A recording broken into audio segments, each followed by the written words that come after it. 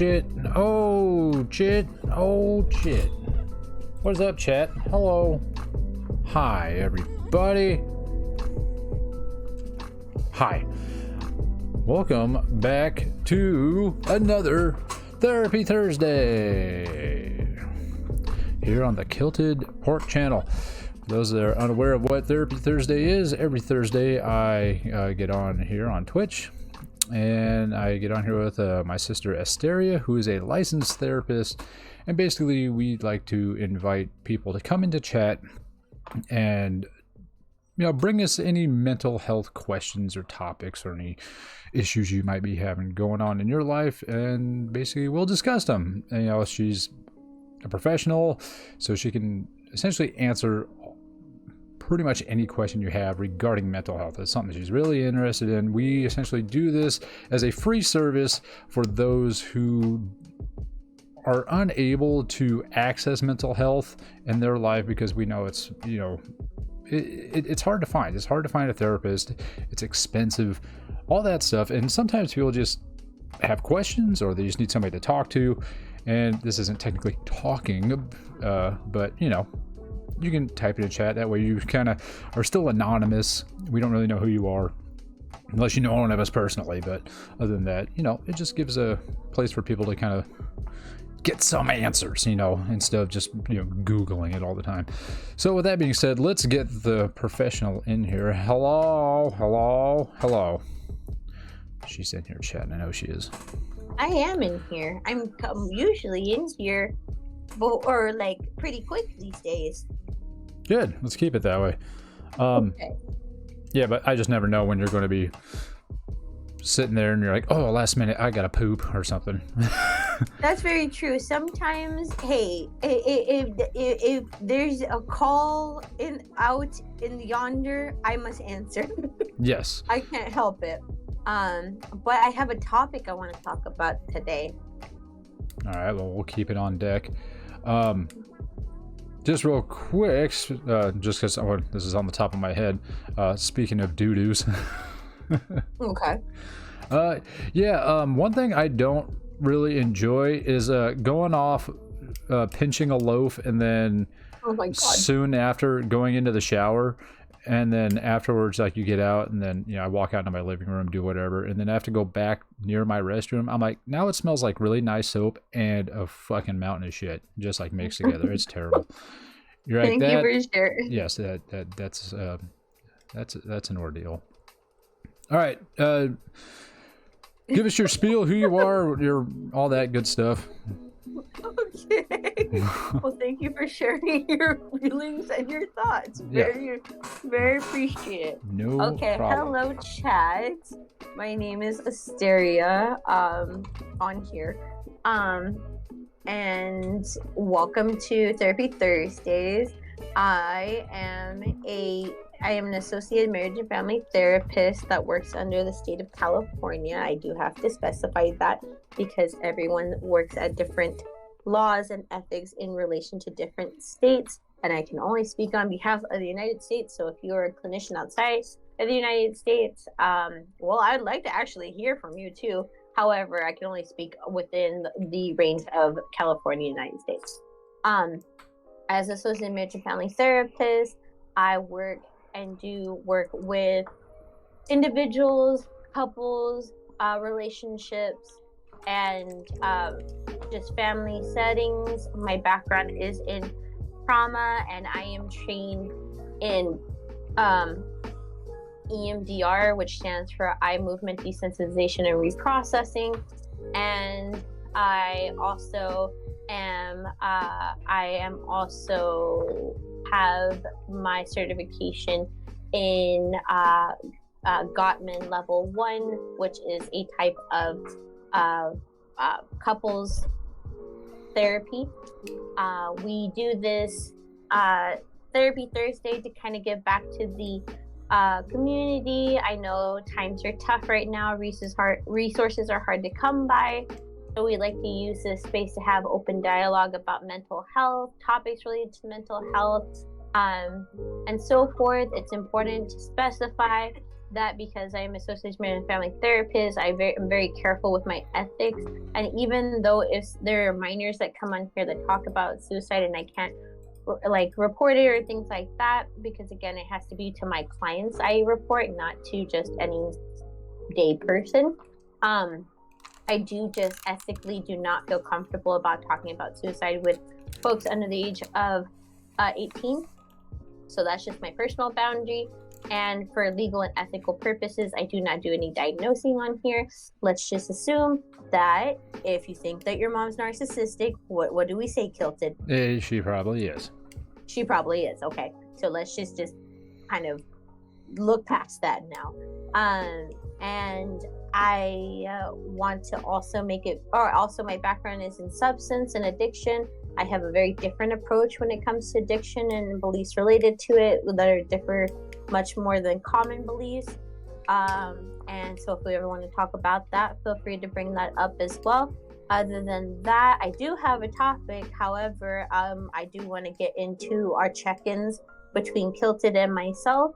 I'll kind of just pitch what the topic I'd like to hear and what you would like to talk about, and we'll see where this goes from here. Okay. And if you have any questions, comments, or concerns in the chat, we will just keep chatting, and feel free to throw them into the chat, and we'll kind of put a pause on our conversation and give some attention to yours. Gotcha. First, I'd like to say, what's up, Combo? How's it going? Yeah, I noticed that you ended stream early today. It's all good. Plus side, you're off work tonight and you can rest up for some Zelda tomorrow. Nice. I'll do my best to tune in tomorrow and keep an eye on that because that's always fun to watch. Oh. Okay, so yeah, how are you? I wanted to do a shout out to my partner before I go into like how I am, because I have been ruminating a lot recently about stressors, financial stressors, just kind of like things that are just happening in the world and with my job and so forth. Despite, and I want to make this very clear, to challenge a stigma in itself, or like a belief in itself.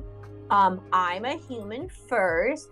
People and mental health are human first, so it does not matter how much that we know or are exposed to the knowledge of mental health stuff. We still are impacted by mental health factors. So that being said, I've been ruminating. It's kind of gotten to me. My anxiety, it was just feeling it. I had to figure out some stuff with my car. It's okay now. It's actually running better than it probably has in quite some time.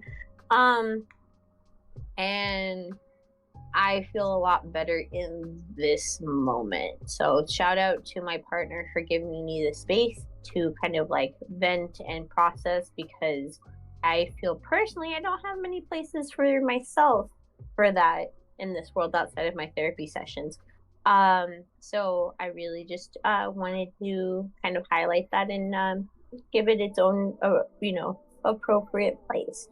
That's how I'm doing. All right. Well, sounds like it's been a How tough are you? week. Oh, so it has been a tough week. Yeah. What's going on your side of the planet? Let's see. Right now, honestly, I feel like garbage in this moment. Okay. It kind of just goes down to like I feel like I just dropped the ball on the day. Probably in like the last 24 hours. I might just chalk it up to like exhaustion. Yeah. Just like small things, like the big one. We can like dig into this really quick. So today, basically, went to work, had to do some stuff there. Getting kind of irritated with work because of what they're doing right now again. And one of the things I had plans for today, it's a simple thing, but it's just like, if I set something that I need to do or I want to do, and if I don't do it, I'm just like, come on, like what the fuck. And right. So it's just like I get to work, I was like, all right, I have to print this one thing today, for school, and I can do it tomorrow. It's no big deal.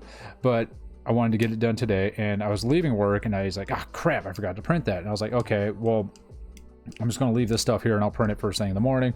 And then I realized that I left my backpack at work, and there was stuff in there I needed to, well, I didn't need to bring it home, but it's part of my routine. Like, I need to have this shit where it needs to be so I can feel comfortable. And then I forgot like my lunch containers and my coffee thermos, and it's all on my desk. I was like, fuck, now I don't have my coffee thermos tomorrow. And I was like, I should go back and get it, but traffic sucks and I got to get home to get ready for the stream. And it's just like, it compiled, it just starts stressing me out. I'm just like, God, come on. Like, really? You didn't do what you said you were going to do. You left your shit there that you needed at home, or you should have had at home to get ready for tomorrow. And then, like, come on. Like, what happened? And like, you dropped the ball last night by not getting shit cleaned when you were supposed to, and then you had to do it in the morning, which made you run late, and yada yada yada. It's just, silly little things that get under my skin because it's part of my routine. So when I don't stick to my routine, it kind of throws me off. No, oh my gosh, I very much want to say I feel that with you. I don't want to like generalize it to everyone, but if anyone in chat would like to talk about it, I'd like to. I just want to say between you and I don't like, not just about like sticking to your routine, but can you expand more on like how it feels internally for you when your routine is so like out of whack, or it just isn't like lining up for you? In my head, what I see it as, if my routine gets thrown off a little bit, I think the one thing I think this adds to is I'm so hell bent on being efficient in my life. And this is why when people are not efficient, it bugs the piss out of me. Like, people that are like someone that you and I both know, I'm not going to mention their name, but they just, it doesn't affect me, but it irritates me because they complain about something, and it's like, but you're not being efficient about it. They're like, I don't have time to do this and this and this. I was like, well, look how you have all your stuff set up. This, for instance, said person, I saw them at work, and said person was complaining about how they're like, fuck man, I'm leaving like an hour late. It's been like this for the last couple of weeks. I can't get out of here on time. It's always like 1 or 2 hours late after work. I need to be out of here. And so I see them at work, and you know what they're doing at work? They're sitting there building a Lego set at work, and then that night I get a text message like, I freaking still got out of here an hour late. I'm like, because you're fucking building Legos at work. So it's just that kind of crap irritates me. So going back to the being thrown out of my routine or whatever, or the simple stuff like that, just forgetting my stuff, is when I have a routine, just simple things like making sure my dishes are clean, or making sure like my backpack is where I put it when I get home, my shoes are where they are, like I hang my sunglasses up, all that stuff. Is when I have a routine, when it's like that, I can basically shut my brain off to that point. So it's just an autopilot sort of thing. And so then my brain is able to focus on crap that's not part of my routine. It's kind of like your computer where you have background apps running all the time, but you never see them. It's just like things that are constantly running to make your computer operate. So that's just sometimes also slow it down. Yeah, but I'm talking like the essential stuff. Like, inside your computer you have like the little programs that say, oh, make sure the screen's turned on, and another one that like functions the sound, so when a sound comes through it plays in your headphones or whatever, just small things like that.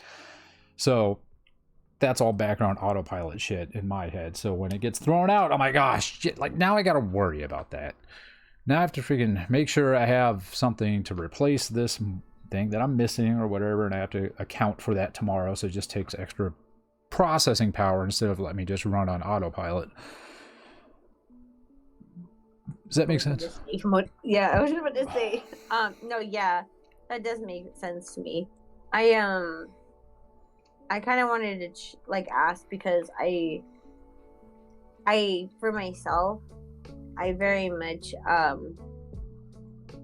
how do I say this? I do like a sort of, I think the way that you set it up about efficiency, it makes a lot of sense to me, because it fits better for what I was going to say about efficiency versus organization. Because many times people are like, oh, like I like it organized, but then like their like their life is like very messy. It's like, is it really about organization, or is it about efficiency, even if your efficiency looks differently than somebody else's efficiency, right? Yeah. Like, for instance, great example, because today at work I was asked to train the new people that came into my job's like sister location that I used to work at. The one up here. Yeah. Okay. And so they asked me to train them how to run the electronic platform that we do our documentation on. Okay. And so at first I was like, oh yeah, sure, I'll do it. But then I thought about it and I was like, I hope I can train them, because the way that I learned it and the way I got through it really quickly, I don't see it being something that it's like, hey, this is this linear thought that may work for everyone. It just is efficient for me. Yes. Right? And so I was like, well, they ultimately asked me to do this, so I'm just going to teach them the way I do it. because there's no, like, because I'm like, if I then start to teach them how I think that others would be efficient with it, then I might do more harm and being very confusing. So I trained them in the efficiency that I did it, and luckily they were like, yeah, this makes total sense, this is like blah blah blah, right? Which that warmed my silly little heart. I was like, oh, thank goodness, that's nice. But the way I was exposed to how I used to do paperwork with my old job was not how many people did their paperwork when they would tell me of like their methods. However, my method for myself is what got my paper done pretty quick and got me to do like these deadlines pretty fast. Yeah. Right? And so now if I do something, right, where it's out of that order, I feel awkward. Like, yeah. I feel out of step, right? Yeah, because now you have to like stop and think about what you're doing instead of just like blowing through it. Automatic. Yeah. Like this automatic, like, oh, just A, B, C, D, D, right? Like, and so forth. But it's like, it's not that stepping out and going out of step means that everything gets thrown off, but it does feel awkward, right? Yeah. And now here's the other kicker. So I can kind of be like, oh, dang, that's awkward. And then I kind of feel a little like discombobulated for a bit. But then what really messes me up is if I am stressed, if I have a certain threshold of anxiety that is being experienced or hit in my like personal gauge, that when I do the same step, I then feel other feelings of like guilt and frustration that feel more overwhelming than commonly would be. Yes. Right? Like, so when the tolerance I have for it becomes so little that these emotions come up for me that feel disproportionate to the situation and what it's asking of me. Does that make sense? Yes. Okay. Is that what you were also sharing? Somewhat, yeah. Okay. I say that because I definitely, there's times I'm like, oh yeah, this wouldn't bother me any other day, but one particular Tuesday. Yeah. And that's it for me. And I am just a grumpy pants, but I also am an internalizer. So I will try my best to not project it into the world. Yeah. Yeah. So yeah, I just feel off knowing that now tomorrow's load is going to be heavier than today's load, just minusculely. But it's just, I know it's there. Yeah. I definitely, is it like pressing on you or is taking up a lot of like your mental energy? Considering it's taking any mental energy is annoying. Oh, that's very, very fair. That's very fair. Well, I very much hope that it's something that gets out of mind quicker than later. Yeah, I mean, it's like something small. Let's say like you go home, you go inside, you get ready for bed, and then you're like laying in bed and you're like, shit, I left that thing in my car. It's like, it's not a big thing, but you're, God damn it, now I gotta get up, walk the freaking like 15 feet to my car, but now I gotta put shoes on. I have to go outside and it's cold. It's just that mild annoyance. And all of it like, just kind of like adds up in itself. Yeah, I hear you. And even though it's such a small thing, you still have that debate in your head. Like, is this worth getting out of bed for? I mean, it's literally on the other side of that wall. Like, but if I don't do it now, then I'm going to have to do it in the morning. And I don't want to. Yeah, it's more just like, first world problems. Stuff like that. I like that first world problem. Yeah, Secret Wookiee says, I feel this. I have literal nightmares about forgetting something at my job. Yeah, see? They get it. Oh my god. The things that will literally, like, I will be ready to go to bed. Like, ready to go. And all of a sudden, my brain's like, did you put your laptop and notes away so that you remain HIPAA compliant? Or is the cleaning crew gonna find it and tell your employer? I'm like, stop it! Yeah. I'm trying to go Mimi. I want bed. I can do. No. You're sitting there staring up at your eyebrows like, brain, now's not the time. Sorry, no, that reminded me of a song. Anyway, I'm gonna stop. This bitch don't know about Bendia. So anyway, that being said, I really hope that gets out of your brain sooner than later. Yeah, that fucking sucks. I hate that. It will. It's just a mild inconvenience. Like tomorrow, I know that normally I take my cup of coffee with me. I put it in my thermos and I go to work. Now I don't have my thermos. I have a second thing that might work that I could put coffee in, but I haven't tested it. So now I have, so this is where chain thoughts come in and tangents. I'm like, okay, I put my coffee in there, no big deal. But then if I put that in my bag, what if it doesn't seal that good because I haven't tried it? And then it leaks all over the place. Now I got a whole new set of fucking problems. I got to wash my damn car again, even though I just did that now. And it's like, okay, I'm a pause. I'm like, ugh. I feel this is the 80s. Like, this is a... Yeah, well, brain, leave it alone. That's what Secret Wookiee says. Yeah, brain. Brain, you stop it. So, stop it. So with that being said, I have a topic that I'd like to talk about today. But I also want to touch in basis with you if you had a topic that you wanted to talk about today, and maybe we can hold space for both, or just give attention to one. I don't care. We can do both. I just kind of want to go down my checklist here and just get these notes off my pad. Okay. I'm gonna go back to my complaint with work. Just more of like a vent. Okay. So what happened? And school. This is all going to tie together. It's going to become a fucking story. So a few things have happened. Let's start with it. This all happened yesterday. So let's just add it all together and just go through the timeline here. Okay. So, actually, this kind of happened 2 days ago. I needed something printed for class tomorrow.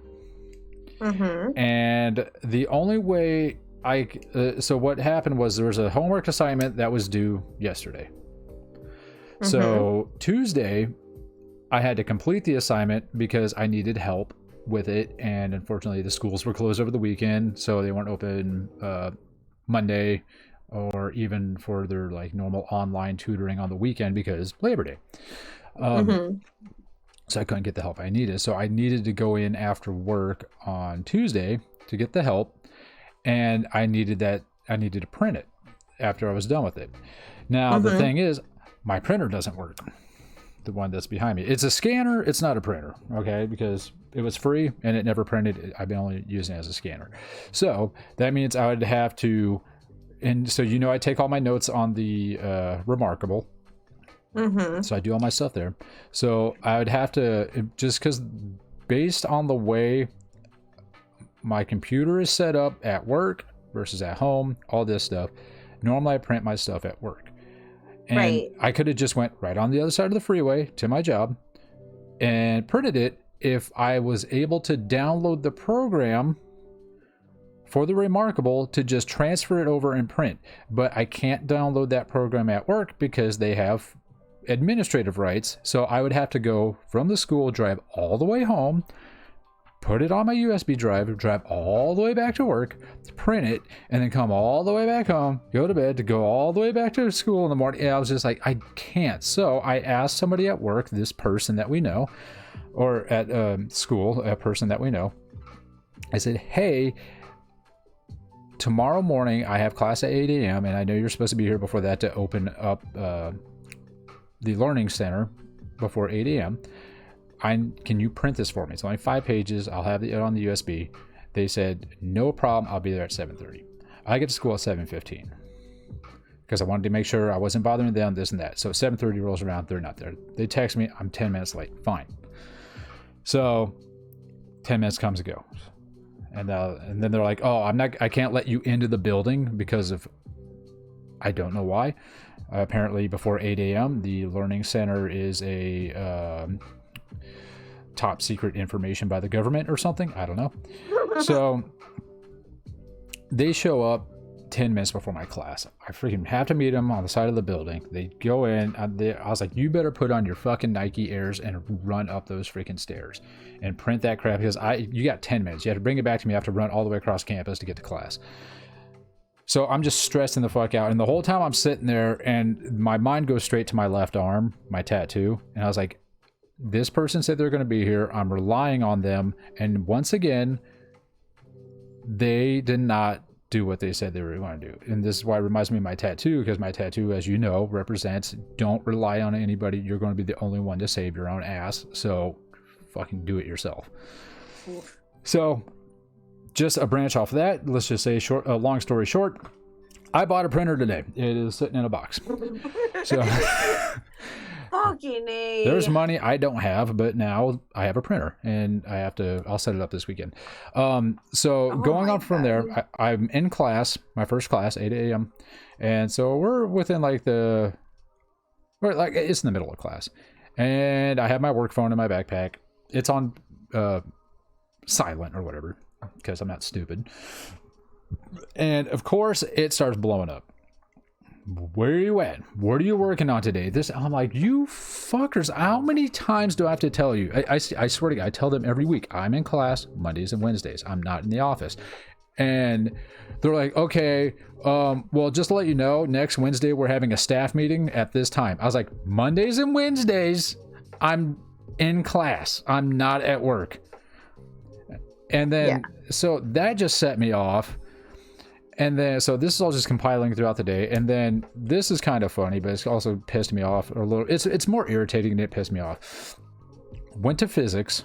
So after my calculus class, I went to physics. And I've already complained about my professor who doesn't teach. He's just a glorified audio book. No, he's a glorified audio book. He just reads the book and then does the examples that are shown in the book, which are already all written out for him. So he doesn't have to do anything. And then so we go to class and it takes him 40 minutes to get started. First he takes roll like it's freaking kindergarten instead of just passing around a paper for people to sign like every other professor. And then he passes back the homework. So again, he could have done this while taking roll since he's calling out everybody's name. So he has to call everybody's name a second time. And then he has to pass out an exam that we're supposed to do. And then he has to pass out this second piece of paper that goes with the exam, which goes with it. Okay, so 40 minutes in. And he's like, okay, this is the exam, but due to the school being closed the first day because of tropical inconvenience, Hillary, that came through, and also because of Labor Day, he's like, it's going to be a take-home exam, open book. I was like, cool. So people are sitting there kind of chatting, he's like, all right, everyone, like, all right, start, calm it down. He's like, you guys can like chat with your neighbors a little bit, but just be quiet. So, some people are going to be taking the exam. And I raised my hand. He's like, yes. I was like, you said it's a take home exam, right? He's like, yeah. I was like, so are you going to teach us something today? And everyone in class kind of snickered because they're tired of this guy too. And like, he was like, oh no, it's just the exam. I was like, then why is it a take home exam? Why don't we just do it now? Or I was like, the whole point of you giving this to us to take home is so we can catch up with the rest of the stuff. And he didn't do that. So people started leaving. And I was like, I kept just saying, I was like, I don't want to fucking be here. I don't want to take this here. This is stupid. And the girl on set next to her, she's like, you can leave. Other students left. I was like, yes, but because I'm going to go into the library afterwards and work with the tutors. So I said, basically, I feel like I can read dumb people pretty well. They're very, predictable. And I said, I have a feeling within like the last 10 to 20 minutes of class, this guy is going to sit there and be like, oh yeah, I forgot XYZ. And so everyone, like, people are leaving. We're down to like 10 students. So probably, a quarter of the class is there towards the end. Sure enough. By the way, I forgot something, and everybody in the class stared at me. I was like, I fucking told you, this guy's dumb as a stump. I can read this guy from a mile away.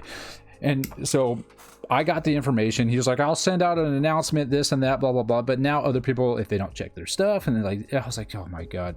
Anyway, so that's my rant about school that day. That sounds so. What's so disappointing is that I have friends that are really passionate about being effective, like scholars and teachers, and and all these things, and being efficient people for like the learning process for all generations. And then there's people like this. Yeah. And then there's just people like this, and it's something that just kind of gets to me, mainly because, again, as I've shared before, is that I have such a high expectation of self, and my work, and it's like it's just disappointing. It's super disappointing. Now, I'm just going to add on to that real quick. Having such a high expectation of self, as I do myself, I don't know if you have the same problem, because as I have a high expectation of myself, so I for some reason project that out, expecting that of others. Yes, correct. That's what I was going to get at with my point. Yes. And because of that, it's something that ultimately I have to take responsibility for, because the only person that's going to get hurt about these expectations being so high and that other people not meeting them is just me, right? Because I can't control other people, and frankly, I don't want to control other people. This is why there's this misconception for clinicians and clinical world that if sorry, I got distracted. That if I have, oh God, I totally lost my thought. Sorry. There's a sound that was outside of this conversation, and my brain was like, we're done here. I just threw it. So what was I just saying? Ding dong. There's a noise. High expectations towards other people. It only hurts you because you can't change people. And right. You don't want to control people. I don't want to control people because that's a lot of responsibility. As much as it, like, just because I think this is a more efficient way doesn't mean like that should outweigh human autonomy. Mm-hmm. And it's ultimately up to me. So when I've been working on this with my personal therapist of like, well then, like, how do I manage these high expectations? It's like I actively, so this is what I've been doing, and this is again just a skill if anyone wants to adopt it themselves. If you're someone that has high expectation of others, and especially in reflection to high expectations that you place upon yourself, first of all, I always encourage the question as to why, like the question why, and just engaging in this proactive like curiosity and inquisitive like empathy for folks kind of helps a lot. I think it's a really great skill because many a times people they get tunnel vision to black and white thinking, and because of that they don't expand like their lens of the world, which only hurts them. Right? So asking why. So I'm going to speak on my behalf, on my experience. Again, I can't speak on behalf of everybody's experience. So if you or anyone in chat would like to share, if you relate to having expectations or are even somebody that's hypercritical of self, I'd love to hear from you as well.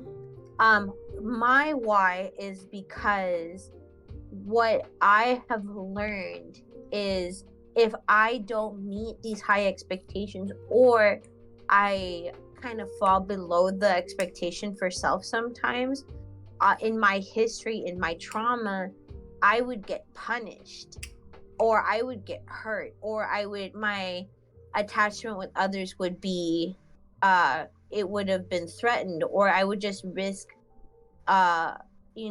feeling unsafe because of, in some capacity. So what is coming off is what I think is care, and coming from a good place of like, hey, I don't want you to feel hurt, I want you to feel okay, like in the indirect message of why I'm doing what I'm doing. What I'm also doing is micromanaging, and micromanaging is not fair for other folks. Micromanaging impacts people's ability to make mistakes, which takes away from the human experience and reinforces really maladaptive beliefs such as perfectionism. And perfectionism is just not possible. I know we've talked about it before in the chat about how, and this is how I'm going to bring it all together. Perfectionism is a form of addiction. I know we've talked about it again, but when is that ever going to stop me from repeating? It's a form of addiction because it's something that you're chasing that is subjective, first of all. So there's no concrete form of this is what perfectionism is.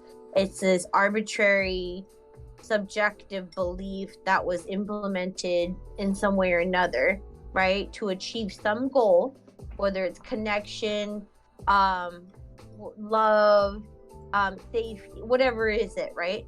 But it's only experienced ever so briefly, so it's very temporary, very similar to other forms of addiction, where you only get this temporary, like, good or desired feeling from it, and then after that feeling goes away, after the very short amount of time that it's there, you're back to chasing it again. So in all of that, I definitely encourage the questioning of like why, and also like allowing self to be empathetic and using empathy skills. Everybody works differently. Everybody's efficiency looks differently.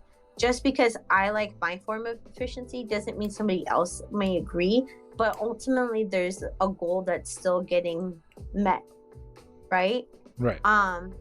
And sometimes we give in to these radical beliefs related to these expectations or this hypercriticalness of ourselves, to where we do engage in such cognitive distortions such as black and white thinking, and I'm gonna have to call you out a little bit, but I will also want to say it's something that's very common and even something I still struggle with, where it's that the only person I can rely on is myself, which is something I have to challenge a lot, but is a lot better these days. So I'm gonna pat myself on the back, and also it's okay to pat yourself on the back. Don't let anyone tell you otherwise.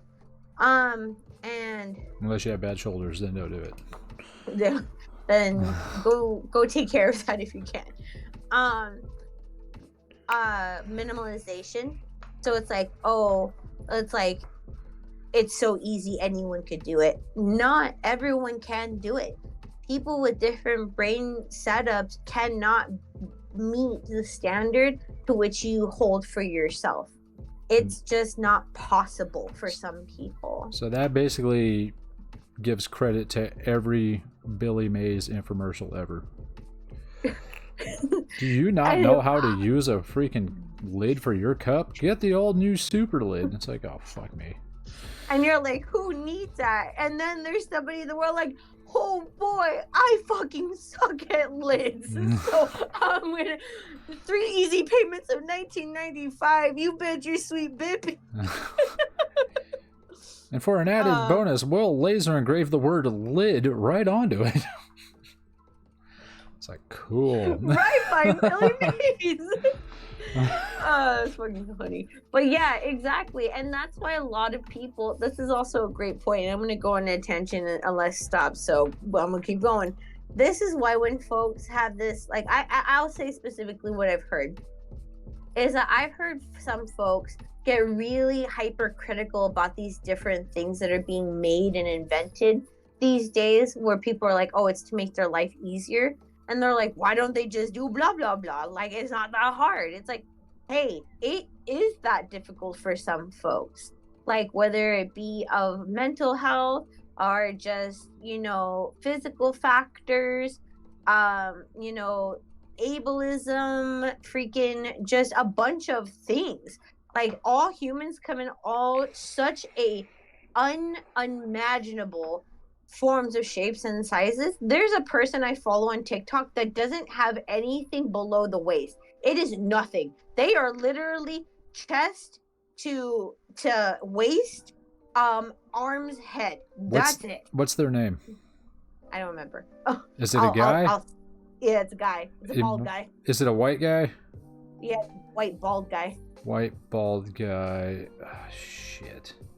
With glasses. With glasses. Is he in pretty good shape? Yeah, he's in pretty good shape. I think I might have met that guy. Oh, well, because he does seem very lovely. He does Spartan racing, and the dude is a fucking monster. That guy is a badass. Okay.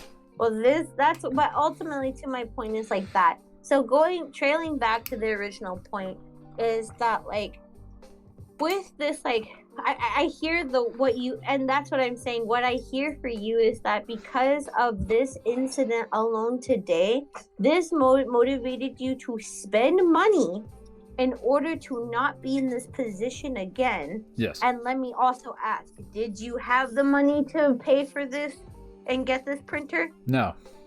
I have a credit card with a room between what I owe and the limit of said credit card. So that's also my point. These are the things people, and the extent that people will go in order to compensate for these, like, this management of internalized hypercriticalism, that can be quite debilitating for some folks and can leave people in very anxious, very uncomfortable states.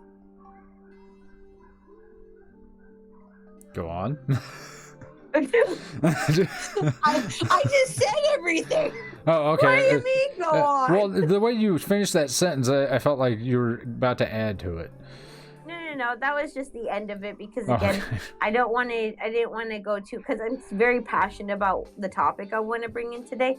That's why, like, before I go into a whole big tangent, that's where I wanted to leave that at. So just on my thoughts right now. And well, I'm just going to finish off my one thing on that point with the inefficiency in my job and all that crap, because it's all kind of leading into this.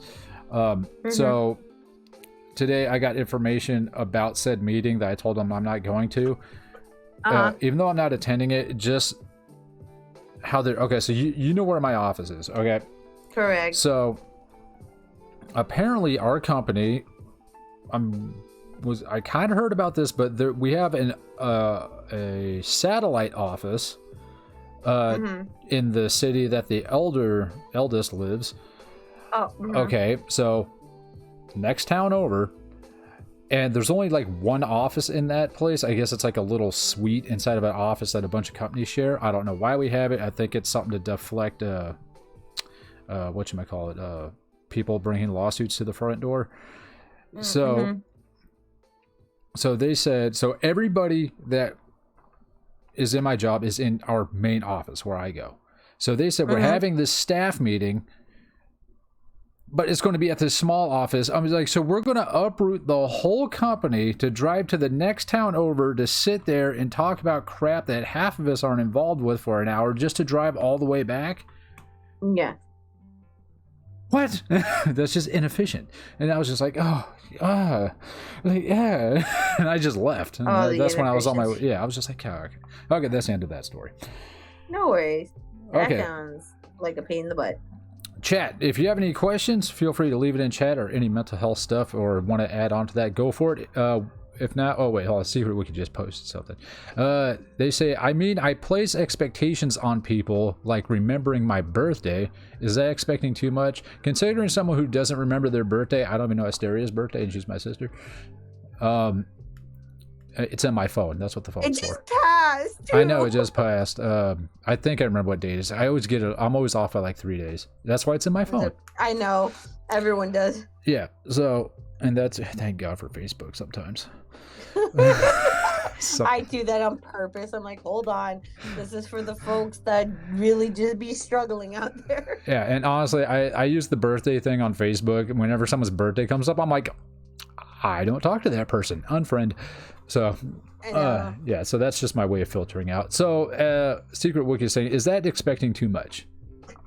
A really great question about, like, is expecting people to remember your birthday too much? Because I want to say, like, what is too much? Again, that's very subjective. However, I want to say, just because, like, I want to lean more into, like, what it means more for the individual. And I think the importance it is to the individual dictates of, like, how, like, the power of reinforcing remembering their birthday means, right?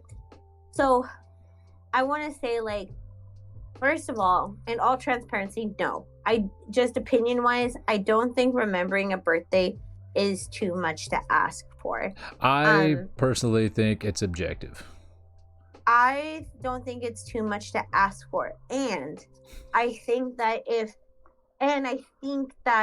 if there's an importance for your birthday to be remembered, I think that can come, that means that has to be expressed in some way, right? Because again, if you were just to say and hold this expectation that other people should regard your birthday as much as you have the importance of other people's birthdays, you're setting the expectations for other folks that can be just unachievable for some folks. Some people just don't prioritize birthdays. I know this in my field, that whenever it's my clients' birthdays, instead of being like, "Oh, happy birthday, so exciting," it's like my first question is like, what is your feeling towards your birthday? Because you're meeting that person where they're at, right? And so if birthdays are important to you, I think there's a responsibility piece of kind of sharing that with people that you think it's important to know. I say that specifically because even the people that we care about, or even people we want to celebrate with our birthdays, still may not prioritize birthdays and give the energy that we'd like them to give. And because of that,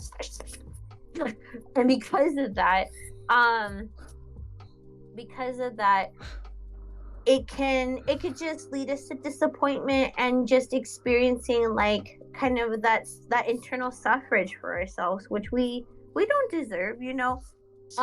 So I would encourage to emphasize to the folks that you want to know how important your birthday is, and the people that hear you will just meet you where you're at. And then also just keeping in mind that not everyone's going to meet that, but that's not a reflection of you necessarily, as more a reflection of the others and the relationship they have towards birthdays as a whole. Yes. Yeah. And my personal opinion is it also kind of depends on who it is. So like a spouse, right. I think, yeah, you might have higher expectations for them versus, you know, I don't know, like Stephanie that works the drive-thru at Starbucks. They're probably not going to remember your birthday, you know, so. You don't know that. What if my spouse doesn't give a shit, but Stephanie got me a bouquet of flowers? Oh, then your spouse is going to be in trouble. Actually, my spouse is now Stephanie. from the drive-thru at Starbucks. So guess who if they I don't started start seeing? acting- Yeah. I'm getting kicked right now. Stop it. Anyway, but I think that's a really good point, because again, many times there's this concept in psychology world, which I will always mention because it's my favorite, of mentalization. Yay. Where again there is these different mentalization is how you interpret other people's mental spaces in relation, like in addition to your own, because people can't. Okay, I cannot emphasize this enough because I hear it so much. It almost like I'm gonna start getting a tip jar and putting a nickel every time somebody says this. No one can mind read at all. This is not a superhero story. Hello, Pumpkin. We are just all big squishy human beings, right? Anyway, no one can do that. All we do on a daily basis, whether we're conscious of it or not, we engage in this action that is called automatic mentalization. This is where we receive signals from other folks through their body language, their tones, their facial expressions, and we make a as best of a guess of what they're feeling, right? Yes. And right, okay, so and that's also something for ourselves, because people, especially people who have experienced trauma, or just how culture or life and your like lens towards the world is, it can impact how you interpret and your relationship with emotions, right? And because of this, some people can experience emotions, but that doesn't mean that they experience feelings. Okay? Because emotions is just your body's automatic reaction to stimuli. Okay. Where feelings are your conscious awareness as to what it is, what you define it as, and your experience with it, right? So as much as somebody can be like for instance, you can clench your fist, your heart could be beating fast, you could be sweating, right? And that is an emotion your body is having, an automatic reaction, right? So like anxiety is an emotion. So anxiety can be an emotion and a feeling. Okay. I'm going to put that to the side for a second. I'm going to go back to my example. Okay. So your hands can be clenched, your heart could be beating really fast, and you could be sweating, right? And that in itself can be the emotion, right? But the feeling is the conscious awareness of what is causing, like what is caused your fist to clench, your heart to beat fast, your sweating to occur, where that may feel in your body, right? Again, feeling it, experiencing it, and then you labeling what that is. Okay? And so one person's clenched fist, heart beating fast, sweating could be anger, to which somebody that could be anxiety for somebody else. Okay? Oh, and it could be both, because the experience of feelings is so unique. I like to do this exercise where I express an emotion in when I'm doing group therapy, and then I allow everyone in the room to share what they think what's going on internally for me, right? Gotcha. What they interpret is my feelings is mentalization. When I actively tell you what it is no longer mentalization, because I'm actively telling you, so you're actively aware. Gotcha. Right? Okay. So anyway, mentalization is almost like assumptions in a way. Yes, it is assumptions. It's called, but assumptions, yes. And the different categories of mentalization highlight that there's effective mentalization, ineffective mentalization, and then there's types of mentalization, or those are subcategories, but the types of mentalization can be broken down to automatic mentalization, so that's what we just do naturally without thinking twice. Mm-hmm.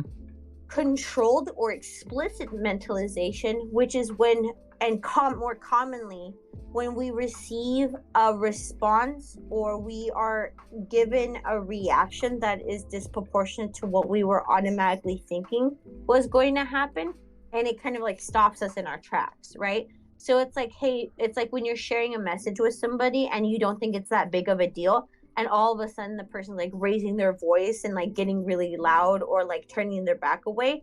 It's when you stop and you're like, whoa, wait, like it seems like they're angry at me, and that wasn't what I was like trying to get across. Like, did I do something wrong? Let me try a different angle. Mm-hmm. That's where or automatic shifts into controlled, because you are now stopping the brain from like automatically responding to the world and interpreting the world into the now taking a very active role of doing that. So you're taking it off autopilot. You're taking it off autopilot, Gotcha. right? And then the last one is called hypermentalization. Hypermentalization is very common in folks that have experienced trauma. And once again, may I say for everyone in the group or in the chat, unless you like, you don't have to agree with me. I get it, but like, let's just say maybe I'm right for 1 second, hypothetically. Everyone has experienced or has trauma. They are holding on to a trauma. Everybody. And anyone that tells you otherwise is trying to sell you something. Okay? So let's just put that out there. And hypermentalization is when you're exposed to an environment that was so unpredictable to predicting reactions and responses and the familiarity and consistency of an environment, that your body goes in hyperactive mentalizing to be on top of what's going to happen next. Sounds like somebody I know. Right, I know. It sounds like a lot of people I know. And if any of my folks are in here, you too. Anyways, I'm kidding. I don't know who's all in here. But anyway, that being said, that's something that's really common. An example of what hypermentalization is, right? Mm-hmm. It's like if you were if you are, let's just say that you're in your home, right? And somebody is very unpredictable, right? And they're getting up to go out of the door, right? Hypermentalization would be your body, like your stomach already tensing, your heart already racing, your body feeling uncomfortable because you're getting ready for them to slam the door or not slam the door. But there's such a lack of unpredictability of them slamming that door that your body already uses the energy to get ready for the door slam. So what happens is, if they do slam the door for whatever reason that they're doing so, like, it reinforces that's to be true. Whereas if they don't end up slamming the door, what you're left is with anxiety, because what is anxiety? It's an over projection of energy that's left in your body that, if not executed in a way to get it out, the system will compensate to finding ways to getting it out. This is why people smoke. This is why people shake their legs. This is why people, punch holes in the wall. This is why people chew gum. This is why people pick their nails, pick their nose, whatever. Because these are all actions in order to project the discomfort of their overused anxiety. Gotcha. So another example, and then Vumpkin's got something they would like you to answer in a moment. Okay. So just a different example I can give, kind of out of personal stuff. So, coming from a poor background, let's say at home, as a child, like this has happened, I'm sure, to a lot of people. Like, you drop a glass and it breaks. Your parents are like, what the hell? Like, you broke, like, damn it, now we got to clean this up. Like, freaking, why'd you break that? Yeah. And like later you can go to a friend's house and you accidentally drop a glass, but they're more well off or something. And you're like, oh shit, I'm going to get yelled at. But then the parents are coming, they're like, oh, looks like we had an accident. Here's a new glass. Go have fun. And you're just like, whoa, like now you're all freaking on edge, but you didn't get yelled at. Because to them, it doesn't matter. Hold on to that example too. Another thing that can happen in that time is that even with the good or the well-off intentions of this other set of parents saying like, oh, it's like whatever, like, you know, it was just a mistake. Gravity happens, you know? Yes. Because of that overdeveloped anxiety and energy getting ready to prepare for this situation, the body may try to find different ways to use that energy, and a one way can be that this is where self-ridicule can fester, and this is the cesspool that it can come from. Because when you didn't get the response that you were predicting and were using that energy to do so, your body, in order to feel control, will start to then give it to itself. So let's rewind a second. If that happened, and even if you got this very warm and empathetic response, you can internally get the message of like, I'm a dumbass, I should know better, blah, blah, blah, all these things. Right. And this is where it comes from. Because many times, and God, if this relates to you in the chat, then I really hope you're listening to me when I say this, is that many, many times people think they were born defective, and like, oh, I'm unlovable, on all these things, blah, blah, blah, blah, blah, right? You were taught this directly or indirectly, and now the voice that is self-ridiculing you within you, I would bet 99.99 that this original voice was something that was either explicitly told to you, or it was implicitly experienced in some capacity, and you then internalized it. How do I know this? Let's just say you take a moment. Here's another little fun exercise, chat. Let's say that you take a moment to think of the folks in your life that first said the message that you internalized, whether like directly or indirectly, right?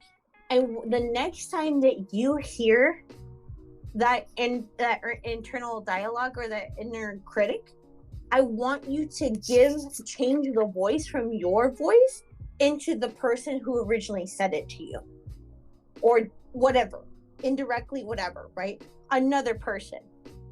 Do you have a different relationship with that inner critic afterwards? You don't have to answer. Nobody has to give their feedback just yet. I say this because that's something I did. For a long time, I used to say the meanest things I could possibly say, like that I would never say to anyone, ever. I would never say to myself what I'd say to others what I have said to myself, right? But then I used that skill and I changed the voice from my voice into my father's voice. Yay, pop. Yay, oh, pop. And then I had a completely different relationship with that inner dialogue. Now, does that mean that he always explicitly said that, or did I recall that? No, but it doesn't matter what you do and don't remember. The body keeps the score. Your body will always, your nervous system will remember lessons that it gained either pre-verbally, so before you were endowed with language, or during memories that you don't even recall because the brain actually can't recall so much information or it would explode. That it still received something and said, if I don't learn from this, I'm going to keep getting hurt. Right. And this is where self-ridicule comes from, because again, it does not know the difference of something being maladaptive or adaptive. It just said, hey, this helped before to get me or minimize me getting hurt or in danger or my safety being threatened. I'm just going to do it again. That's all. Gotcha. All right. Real quick, Vumpkin asked, would you be willing to define trauma? Oh my God. Hold on. Everyone grab your hats. This one's, there's going to be a lot of wind flowing at you right now. Hold on. And while you go off of that, Tej, I'm going to grab another beverage out of the fridge. on. I need a little drink real quick. And I don't mean mine's not alcoholic, mine's ginger ale. Because I got tummy issues. But anyway, what is trauma? What a great question. Okay. Many times people say trauma is a very blanket statement, right? They think that trauma is what happened to you, right? But trauma is not what happened to you. Trauma is what continues to happen inside of you as a result of traumatic events. Okay? Mhm. So there is a difference between traumatic events and trauma. Okay? Trauma is the encoded messages that have been embedded into your system. And when I say system, I mean your nervous system, your limbic system, aka the reactive part of your brain that holds your memories, your emotions, your trauma responses, which if I could, I'd change it trauma reactions. And is the first place that information is sent to from your brain stem. Okay? So, Breathe. I know, I'm just so excited right now because I love this question.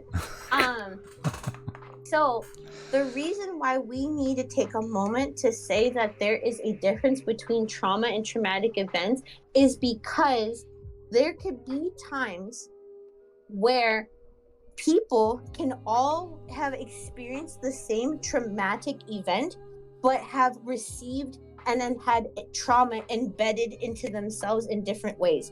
For example, okay, if let's just say you are a part of a sibling line, right? So you have your siblings and you were exposed to the same environment growing up, right? Let's say, to make this easier, let's say that parents got a divorce, right? Because that's kind of common, right? So now that a parent getting divorced can be a traumatic event. Why? Because a traumatic events can be anything that has wounded the self. The Latin meaning for the word trauma, I can't remember the exact word, but the definition means to be wounded. Okay? So that being said, is that if two siblings, let's just say in a quick example, were exposed to the same traumatic event, what message they received from it can completely differ.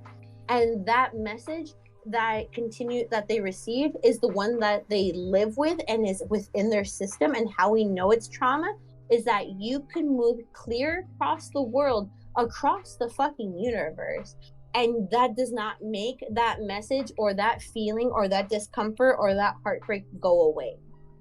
That's how we know, because you can move away from traumatic events, but you cannot move away from trauma. Okay? Kind of. So essentially, it's a good example, like people that go off to fight wars. They may be, when they come back, it's like they're not in that situation anymore, but it still affects them. Yes, great example, right? And that's a very fantastic example, because this is why folks had this misconception that the only people that could have PTSD were people in the military for a long time, right? And in that example, the things and in that you can see people go to war, come back, and live a observably functional life, right? Go to work, have their families function, pay taxes, die, right? No problem. And then you also see folks on the side, that are homeless or live in homeless shelters, or are really are impacted by addiction and so forth. They were exposed to the same war zone, right? But what the trauma is what continues to live with them, impacts them. Right. So Vumpkin says, so I shouldn't focus on what counts as a, quote, traumatic event, because that is more defined by how an event has affected me. Does that sound about right? Yes, that is 100% correct. You nailed This it, is Bumpkin. Good job. yes, High big gold five. star to you, Bumpkin.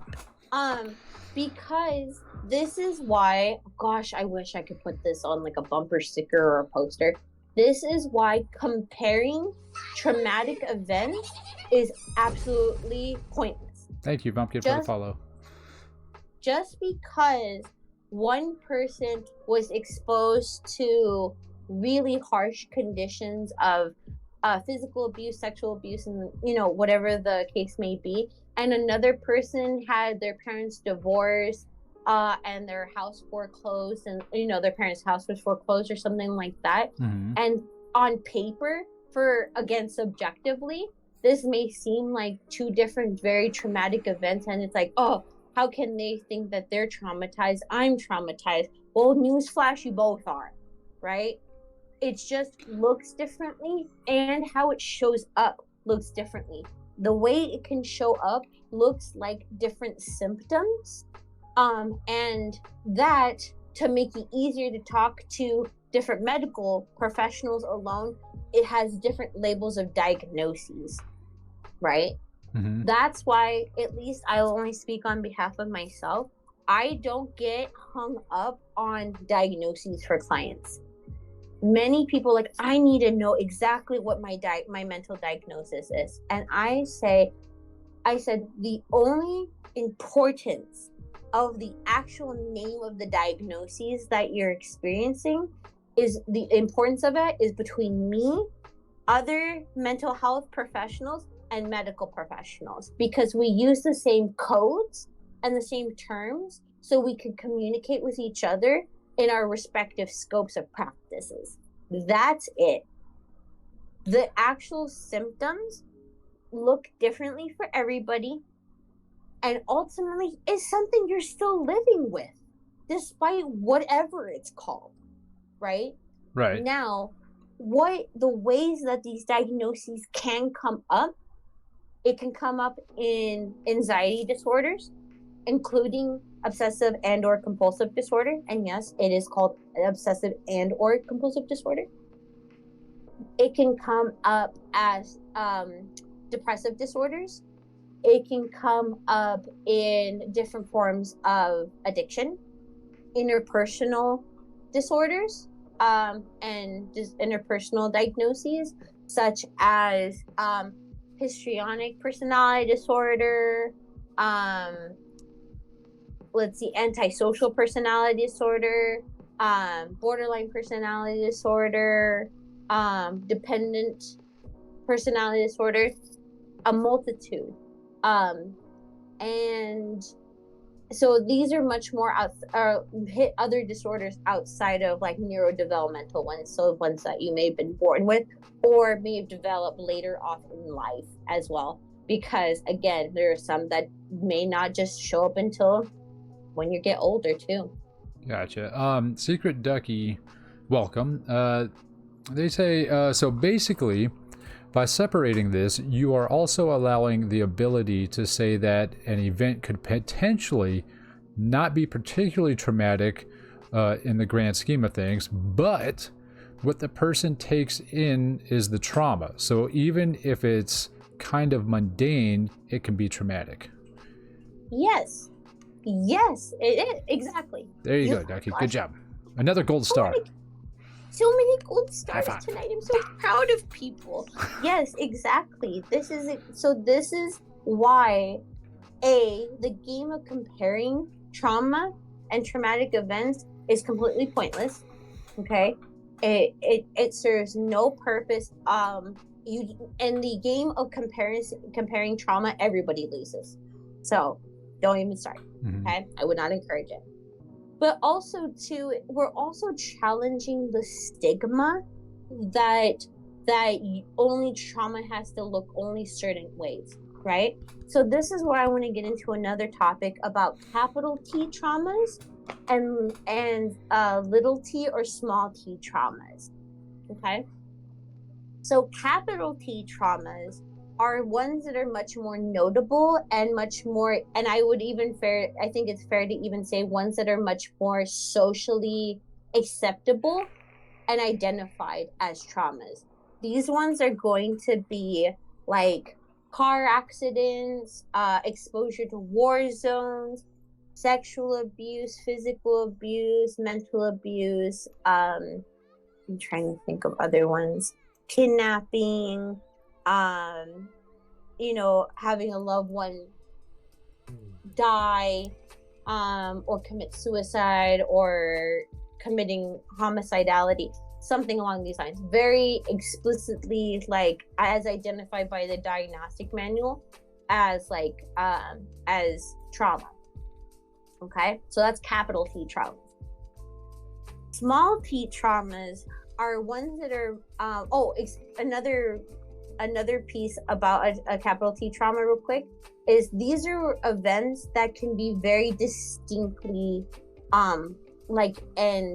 very I'm trying to think the word, but can be unique, like they can be specifically identified. So it's like, here's an event that you can explicitly remember, right? That doesn't mean it for everyone, but like this event and how it was as best recalled, that could also fit that category, because there could be small T traumas that happen so long that they become big T traumas, and there could be also ones that are big T and small T, like fused traumas as well. It's very complex, right? So little T traumas are something that are not as distinctly recalled, or as distinctly can be highlighted. So with that, sorry, I kind of want to get exactly, of course I just so happen to have it open in my phone because I'm silly. Is that when it comes to small T traumas and the ways that they show up, is that it is often seen as less memorable but hurtful and far more prevalent misfortunes of childhood, as stated by Gabor Mate, and can leave wounds on the psyche. So this can look more like if again, I'm going to say this quote, these might include bullying by peers, and such are also the casual but repeated harsh comments of a well-meaning parent, or even just a lack of sufficient emotional connection with nurturing adults, unquote. Gotcha. Vumpkin says, so PTSD versus CPTSD with these trauma differences, perhaps? Okay, also great. Gosh, this has just been so lovely tonight.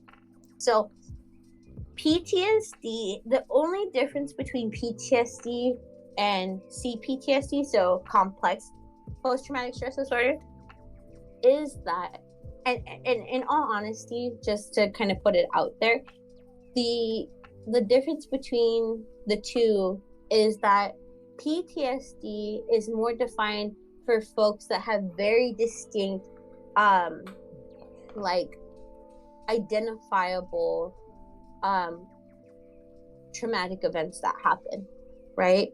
So it's whatever is these events, right?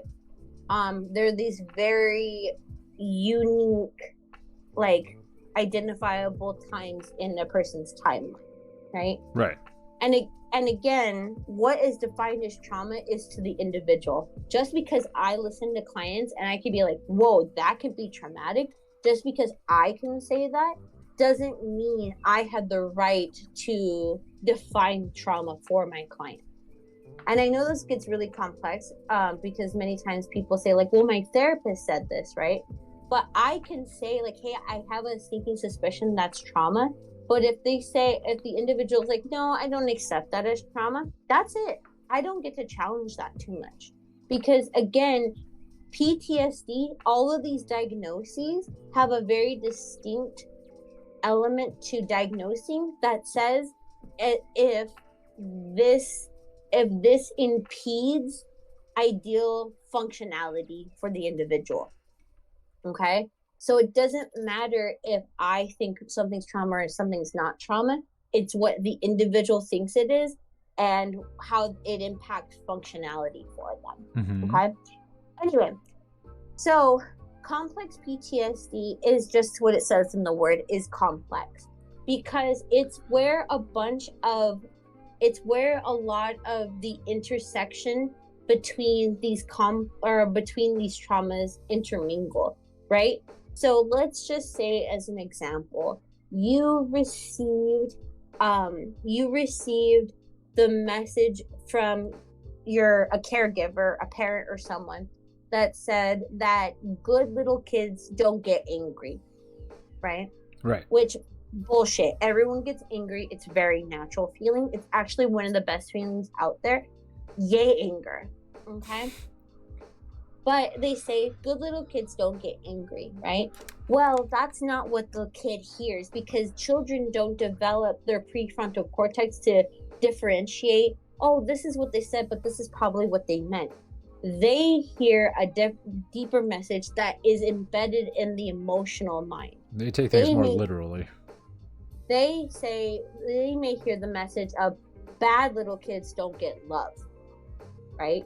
Right. And how they may have gotten that message that they were bad is that after you got angry, if your parents started yelling at you, or maybe they just plainly gave you the silent treatment and ignored you and prevented you from looking in their eyes or turning their head from you, that can also be a form of trauma too. Okay, so let's just say you received the message of bad little or good little kids don't get angry, right? So you receive the message of bad little kids don't get love, right? Right. So you suppress your anger and suppress your anger and suppress your anger this whole time, because you think, I have to suppress my authentic feeling in order to still receive love, which is something that is non-negotiable for human beings. Okay, they need to feel that, or it will literally kill them. If you want to fight me, well, I would say you notify me, but you may not notify me. Anyway, and that's okay. Let's keep it that way. But instead, you suppress it, right? Well, what happens is that then your system loses its tolerance in order to keep holding this for you, right? And it keeps pushing it down, pushing down. Then you get older and you get in a relationship. And when you get in this relationship, they continue to give this message that says, wow, you never get angry. I love this about you. Okay. How this becomes complex in itself is because what is being taught is saying, if I show anger, I'm going to get abandoned. I'm not going to receive love. My attachment is going to be threatened, right? And the complexity is then, if you're in this relationship, back to this example, then all of a sudden you can't hold it anymore and you get really angry. You and this individual engages in what you feared the most. They reject you, they turn away from you, or they yell at you, whatever the case may be. Then it becomes complex, because you may get the message that this started with this relationship, but it didn't. It was already established way before this relationship, and more than likely was reinforced one way or another from peers, family, your world, your environment, social media, between when parents said it to what happened in this relationship. Mm-hmm. It becomes complex because there's so many layers to it that to decide to kind of like break it down is like taking a bunch of yarn that's all mixed together and unraveling it so you can wind it back up. It's kind of all intermingled. It's really messy, and it's very possible to get through, depending on if you're ready to get through it all. All right. Well done. Yeah, thanks. I know we're pretty deep into this, but I want to switch gears. Okay. Hopefully we have enough time. What was the topic you wanted to talk about? Well, ironically, what I wanted to talk about was relationships, specifically romantic relationships. Okay, so we can just kind of branch off of the whole relationship anger thing and go right into it. Segue. Okay, And not the thing so you write. segue. I'd like to read a segment from a book that is called Getting the Love That You Want. This is by I'm trying to remember what their exact credentials are, but regardless, the author name is Harville Hendrix. Okay, and again, for anyone that didn't get a chance to hear it, it's called Getting the Love That You Want. Okay, and I wanted to go ahead and read this. It says, sometimes a psychological need is so deeply buried in itself that it is only triggered by a crisis or the demands of a particular stage of life. Okay, I'm going to read that again. Sometimes a psychological need that we have is so deeply buried that it is only triggered by a crisis or the demand of a particular stage of life. So, Ultimately, I'm going to say this real quick and then I want to hear from you. okay. Ultimately, it takes a lifetime together for a couple to identify and heal the majority of childhood wounds. Okay, that's where I'll pause. Okay, so basically something being buried until it's like triggered later. So I guess kind of like those people that, let's say their parents weren't there all the time, so they kind of grow up like, I don't need anybody, you know, I like being single, like I'm just Sure. gonna, you know, those kind of people. And then later they're like, oh shit, now I'm 40 and alone and now I need someone, kind of deal. Right. That's a very good example. So it's like that individual, and what I want to say about the deeply embedded message of it all is that individual may have 100% believed that they were perfectly fine this whole time to be single. It didn't bother them. It didn't explicitly impact them. It didn't explicitly intervene on functioning and so forth, right? Mm-hmm. And then, which I think it's great that they said the age 40, because 40 is a very common age for folks to kind of have like be very self-reflective, right? The midlife because crisis. It's no, huh? The midlife or crisis. That could be a midlife crisis time for folks, right? And it's also a very critical time for folks that have the ability to get pregnant, because we have this message that this is where it's coming down to the end of having children, in regards to this timeline, which is extending because science and technology, yay, science and technology. Anyway, all these things, right? Is this that all of a sudden it's their 40th birthday and they wake up and they are just like, what the fuck just happened, right? Or they may be totally fine and all of a sudden, heck, maybe they could have lost somebody that passed away just naturally, whatever the case may be, and they're like, damn it, I'm like, what if I die alone? Like all these things, right? All these things can start coming up for the individual, right? Mm-hmm. And so the need that they psychologically have embedded in self so deeply that they can't even recognize it may not even come up until something externally triggers it. And again, to challenge the concept of triggers is that triggers are not scary. Triggers are just in the word. It triggers something. It's like when you have a light switch and you turn it on or turn it off, you're triggering it, right?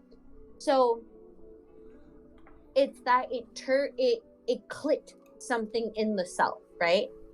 And then all of a sudden it can show you what a need that you may have. For another example I'd like to state is like, if you get very angry if someone cuts you in line at the DMV, right? Let's just say. And you have this, like, you're perfectly fine there, right? But all of a sudden, this individual getting and cutting in line to you, with like, all of a sudden, there's this overwhelming emotion that comes out of you, right? This is still also an example of a need that is being triggered. Because if we took a step back, right, this person cutting you in line is going to impede on your time, right? Right. At most, right? If we took away the emotions, what it means to the individual, blah blah, it means that can impede in time, and time is very priceless. It's something that we can't get back, right? Right. So that in itself, of course, can have its own emotional piece. But what can be amplified is a need that's deeply embedded into our system, so probably deep that we are not even conscious of it, of what them cutting in line meant, right? If this individual getting angry in this situation experience people, taking advantage of them chronically throughout their lives, right? The need that this can trigger is the need for someone to stand up for them, the need for advocacy or support or empathy or understanding. And this is why when these giant outbursts of emotion happen for folks, I like to challenge the belief that this is something personal, and that probably 90% of the energy that you see that is be needed for this situation is coming from a deeper place, a deeper need of that we just may not understand, right? Mm-hmm. And again, that just looks unique to everybody. Yeah. Any other thoughts on that before I keep going? Well, yeah, I mean, you were kind of say like if somebody cuts in front of me, I mean, they do it in traffic, like when somebody, you see them like jump out of line in traffic, run the shoulder and then jump back in, or like they cut you off to make a light or something like that. Now you have to wait through that whole cycle of that light. It upsets me because now my time's wasted. And what builds up in me is I think it's the being treated unfairly. Mm-hmm. Because, and also there's it feels like, I mean, I don't think it's like a personal, I mean, it's got to be personal, I mean, everything's traumatic, whatever, is I see that and I go, they completely disrespected everybody. So it's a thing of disrespect. They don't care. They just like said, fuck everybody else, I'm the most important one, I don't care, like, and they just take advantage of it, and there's like no way, like, and then you feel helpless. Exactly. Because that is, thank you for sharing what that them cutting line meant to you. Because if we took the situation and dissected it, it is just somebody cutting line, right? Right. That is all we're looking at. If it outside of just emotions, putting it to the side, it is somebody that went in line and disrupted the orderliness of this line, right? Yes. And it probably comes down to, I was going to say that, let's say you're sitting in traffic and somebody does that and you see it, it's going to enrage you. But let's say you're a mile back or there's like a mile in front of you where you can't see someone does that.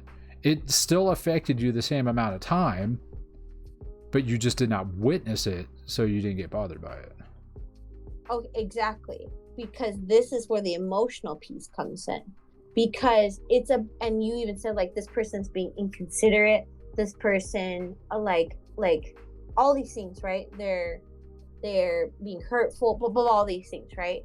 Now, the way that this person cutting in line is going to look differently to every single driver in this line.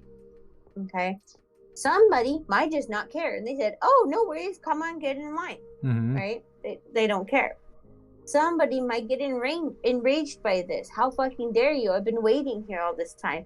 And again, it's about the importance of it happening exactly in front of them compared to a mile down the road and they don't see it, or it doesn't directly impact them, right? Right.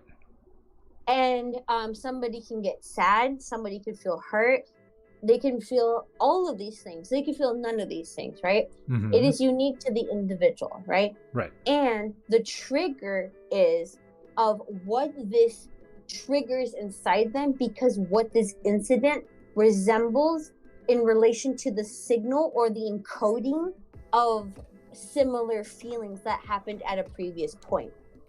So it's not necessarily about what's happening in the moment, right? Right. It's that in the moment you have these emotions that probably are like 10% of your energy, right?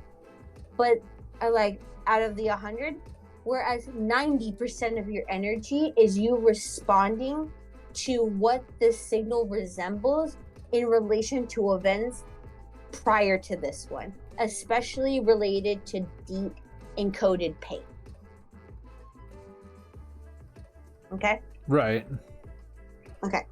So for the sake of time, I'm going to go ahead and read the rest of this because, again, the topic of relationships. Okay? So as I said for that last statement, it says, ultimately, it takes a lifetime together for a couple, or I like to challenge the word couple and say relationship, to be mindful that polyamorous relationships do exist. For a relationship to identify and heal the majority of their childhood wounds. I'm going to read that again. Ultimately, it takes a lifetime together for a relationship to identify and heal the majority of their childhood wounds. In a culture where serial monogamy is a way of life, the idea of a permanent commitment to one partner has a quaint, old-fashioned ring to it. The prevalent question of the 1950s, can this relationship be saved, has become the question, should this relationship be saved? And millions of people decide that the answer is no. In fact, ironically, many people now view divorce as an opportunity for personal growth.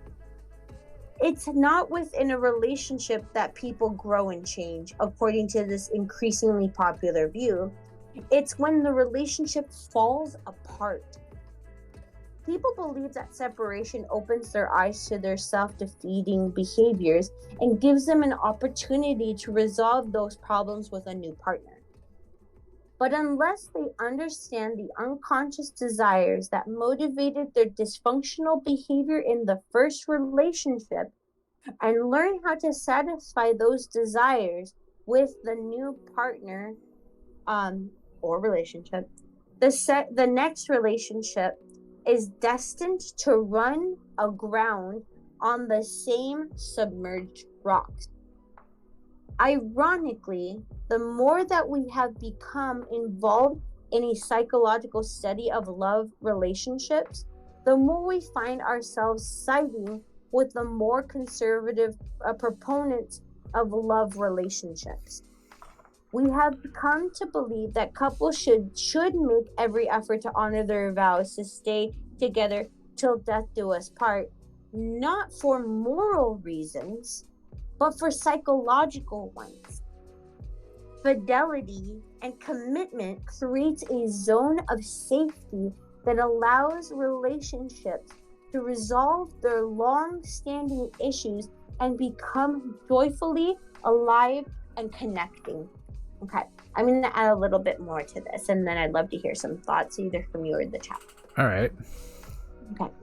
There's another psychologist I follow, and her name is Esther Perel. Esther Perel identifies about, or has this belief of rethinking infidelity. Okay? Because, and she challenges the idea that cheating is not just about being cheated on physically or emotionally. It could be that a partnership is cheated out of opportunity, of growth, and their needs being met and nurtured and taken care of. Yes. Okay. Another piece to this that she states is that she tries to challenge the belief that that when infidelity occurs in relationship, which are at an all-time high because death do you part made a lot of sense when you were dying at like 30 years old, 50 years old, 60 years old, right? Mm-hmm. But folks are living to 100 and past now more commonly than ever. right? And as science and technology evolves, that likelihood, or and medicine continue to evolve, that the death do you part can be what was seen as a lifetime can turn into 2.5. We don't even know the future, multiple lifetimes, if that's the time frame we call it, right? Mm-hmm. And the likelihood of cheating to occur to happen in this time, especially in a society that promotes self-fulfillment, and you deserve to have all of your needs met without question, without sacrifice, and do not compromise yourself for someone, Mm-hmm.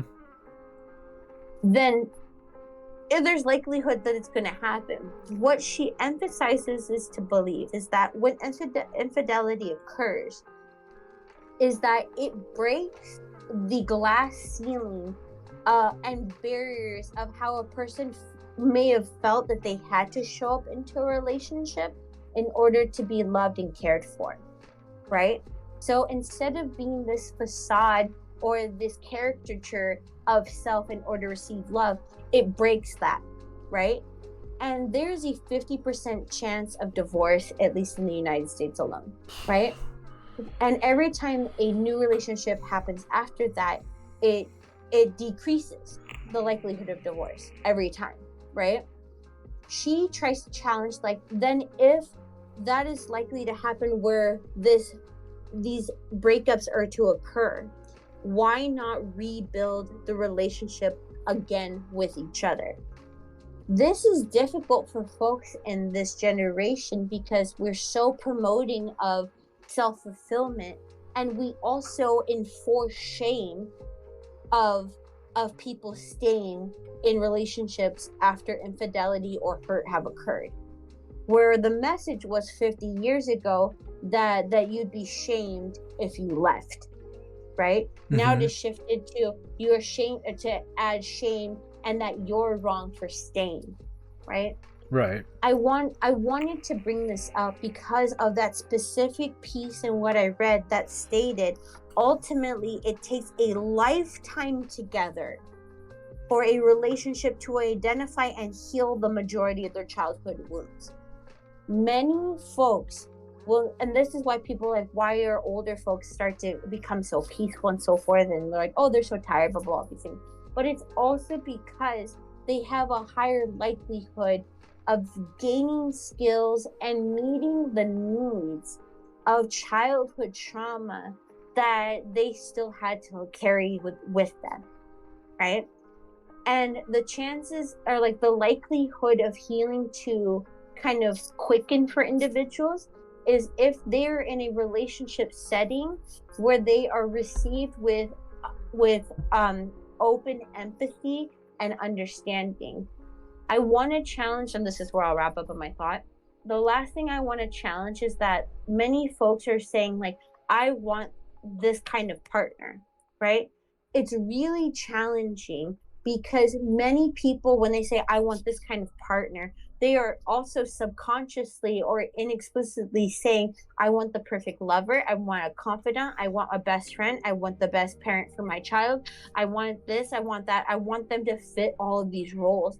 And that can be way too much pressure for a partner, right? Right. And this can impede and even reinforce those like how the childhood trauma or the trauma may feed, or each person in a relationship's trauma could feed off of each other, right? Right. And because of that, many folks feel like they don't, like, when they show up in a relationship, there's these milestones along the way where they start to question, is this somebody I actually really do want to live with and love with, right? Right. Because the masquerade, the mask that they felt like they had to put on and to be loved and to be cared for can only be held for so long. This is why they're like, oh, you've changed. It's like, no, you're more than likely seeing the real them. Well, they did kind of change, prospectively. Mm-hmm. You know, it's like, well, this is what you put up and now it's different. So from my point of view, you changed, even though they might not have actually changed. Right. Exactly. No, yeah. Change still happened, right? Yeah. because even like that's going to happen, and I totally get that, and I agree. It's like it's about the connotation of change, right? So this individual might be like they've been white knuckling it, they're trying to be the perfect for this person in order to get love, and like I just can't do it anymore, right? Yeah. And in that, which commonly happens in relationships at the average of year 2, is that if that happens and then the person, like this can be an opportunity for the strengthening or the dividing of a relationship's likelihood of making it. So if the relationship or this person starts to kind of unravel a bit for how they were initially presenting, and then they're met with love, care, compassion, and empathy, because again, I have to very much make it very, I want to very much emphasize that unconditional love does not exist in romantic relationships. I'm sorry to burst the bubble for anyone, because it is conditional. However, does that necessarily mean it's bad, right? Mm-hmm. It's that if they're met with love, empathy, understanding, and so forth, this relationship has an opportunity to become stronger. It was probably stronger than it was within the first 2 years of the relationship, because it's no longer this idealization version of self. It's starting to lean into the most authentic self, and the more that two individuals feel like they can authentically be themselves, the likelihood of that relationship lasting and meeting the needs and feelings that you want a relationship to feel like in a relationship. This is why folks that like who successfully have figured this method out may last very long time. I'm not saying for all relationships. Sometimes people are married forever because of moral things, or whatever, but or religious cultural ideals, cultural, all these things. But there's some that get it and they still can truly feel towards each other how they have felt throughout their whole relationship, if not stronger. Right. So I mean, Vumpkin says, be best friends with your partner. You drop the facade right away. And I mean, I kind of agree with that, especially as I get older. I mean, I feel like this is why like younger relationships fail, like people that get married too early, because like they're like, oh, you know, that person's attractive, so you'll do what you can to talk to them. You know, you put up the facade like, oh, I'm this person, blah, blah, blah. But eventually, you know, the facade's going to fall away. But that's why, personally, like there's certain people I kind of like get attached to. And with the most recent one that you know that I've been like crushing on, like my obsession with that person was like I wasn't really interested in them at the beginning, but as soon as I was able to like, you know, be myself, my immature, you know, inappropriate self, and they laughed at it like, you know, in a good way, like, oh, like this guy's funny, like I like talking to him, you know, he makes me laugh, yada yada.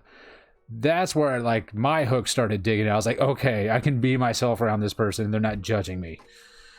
Like, right. And I feel like if something's like Vumpkin said, you know, if you have that already implanted before you get in a relationship, or before the relationship goes too far, then it's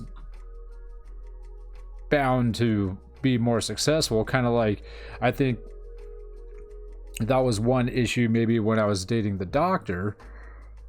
It's like, you know, I had to put on a facade up front because I'm like, oh, she's a doctor, you know, I got to be like proper and this and that. But then, you know, my sense of humor would come out, and then she's always like, oh, that's not funny, don't say that. And then it's just like, well, shit, now I'm being censored, so I can't be myself, so I'm always on eggshells.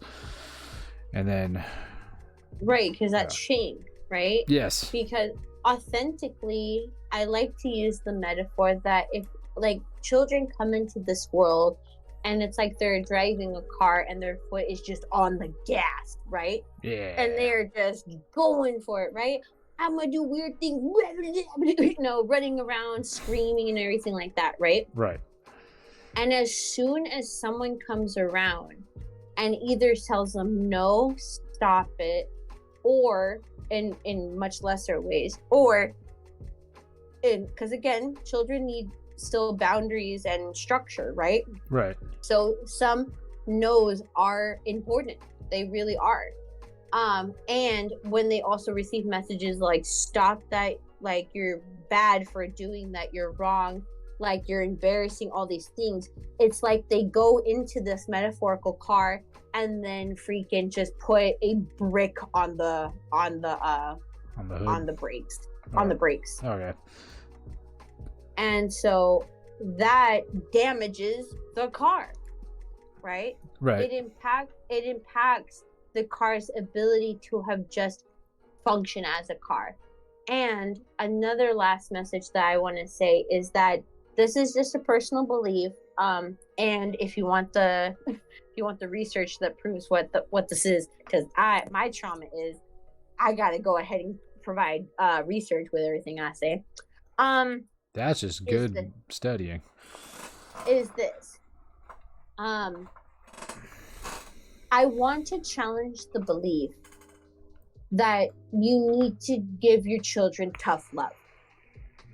And I know many people do not agree with me, but my question of why you don't agree with me is just that. Why? If you could truly explain to me what are the benefits of being harsh to your children or putting hands on your children to teach them a lesson, without me coming out and counteracting your message with the research that says how this is detrimental to self-esteem, depression, suicide, and so forth, like, we're not having a conversation. What you're doing is reinforcing the traumatic messages of multi-generational trauma that was trying to normalize these messages. Can I challenge that? Pause for a second. Is this? There's again, I'm going to refer to this person a lot because I think I very much agree with their thoughts a lot.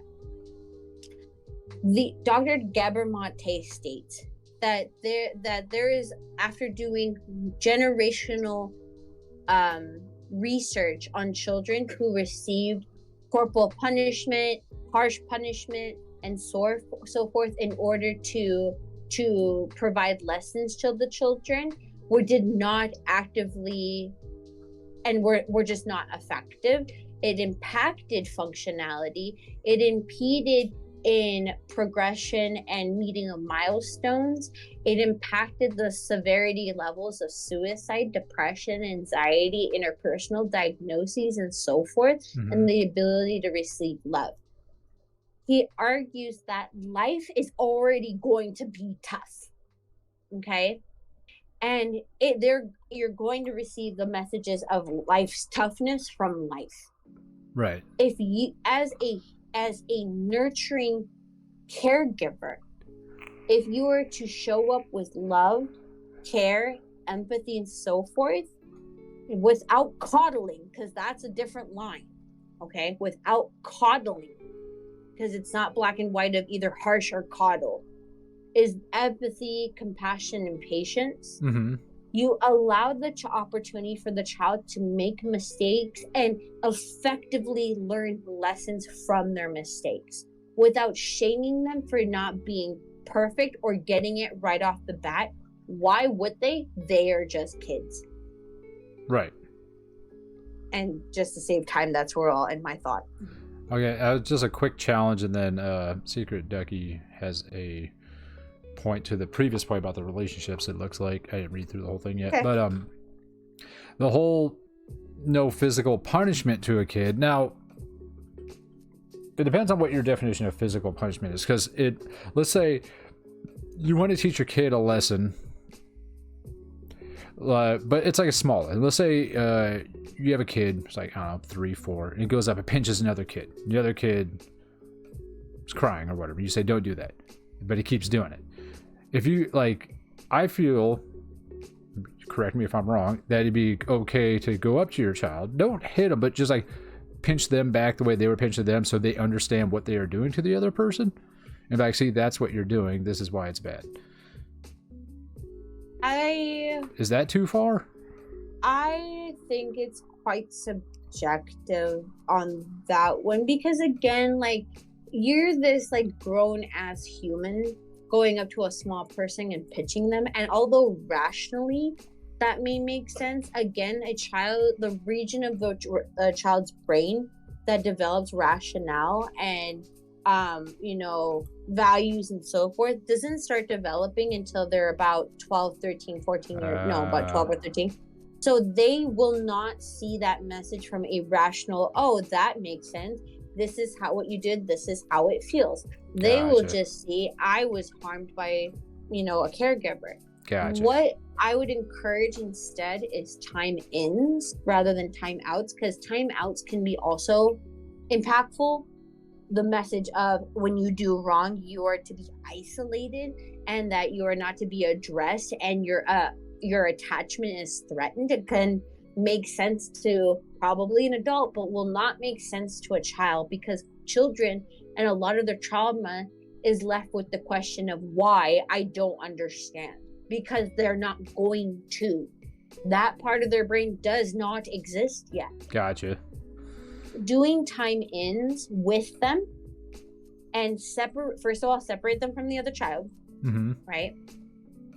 Because again, they may have gained this lesson from somebody or something, blah, blah, blah, right? Otherwise, children don't naturally just start pinching each other and hurting one another. They may engage in fighting, but if given to the healthy environments, can be able to differentiate the difference between pinch fighting or play fighting and this is pinching in an attempt to harm, right?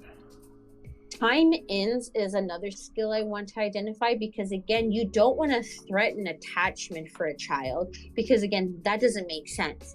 I did an action that I saw or was normalized by somebody around me, and now I'm having my attachment, which is the definition of safety and security for me, is being threatened. My life is in moral danger, right? Or like just danger. So instead, sitting with them and attempting to chat, like say other methods of like and understanding, and kind of like, even if they're emotionally distressed, just sitting with them and allowing the emotion to be felt and processed can allow children opportunities to then put parameters around their emotions. Of course, they're going to scream and cry and yell. You would be too if you were a small, vulnerable, tiny person in a world where everything is set up where you feel like you're going to get killed all the time, right? I feel like that now. And trauma we feel as adults is if we did not get those messages from a childhood point, that it doesn't just go away. We still carry them on with us.